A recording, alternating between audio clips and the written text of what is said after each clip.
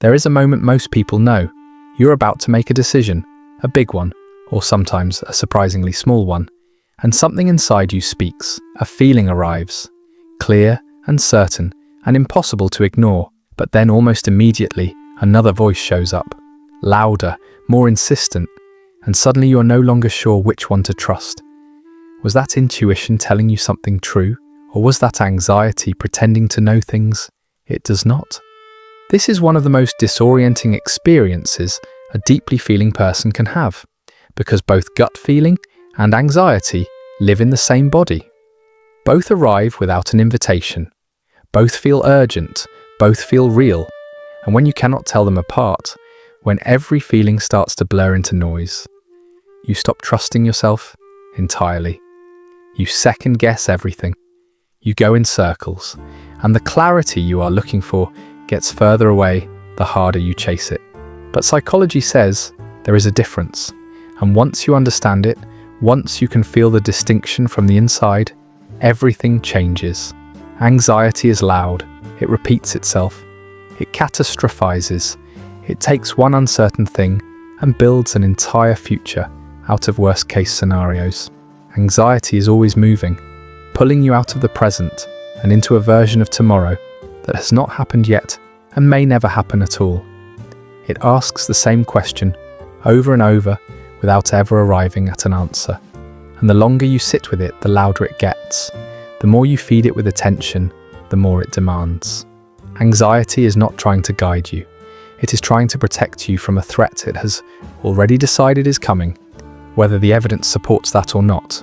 Gut feeling is different. It is quiet. It does not repeat itself obsessively. It does not need you to keep thinking about it because it is not a thought. It is a knowing. It arrives once clearly and then it waits, patiently, without escalating, without catastrophizing, without building elaborate stories about everything that could go wrong. Gut feeling does not pull you into the future. It grounds you in the present. It says, something about this is not right, or this is the one, and then it goes quiet, because it has said what it needed to say. Psychologists describe intuition as the brain's pattern recognition system working below the level of conscious awareness.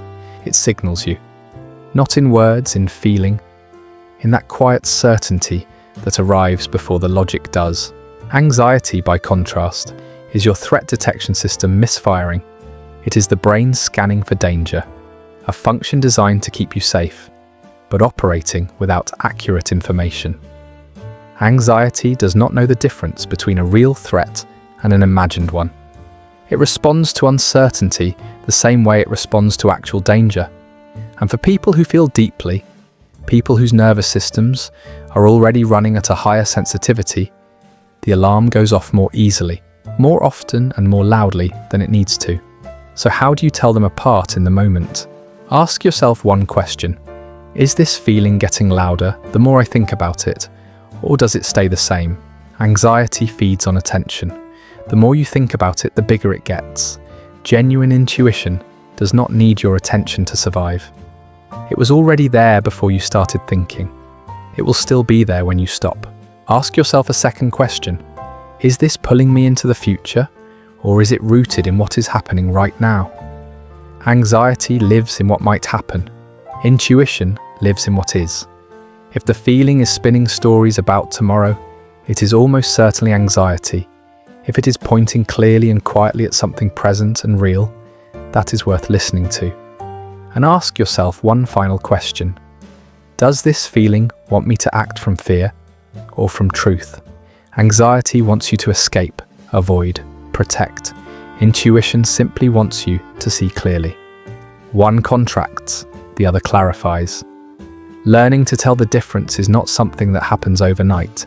It is a practice, a slow and patient recalibration of your relationship with your own inner world. But the more you practice, the more you sit with a feeling and ask it what it actually is, the clearer the signal becomes.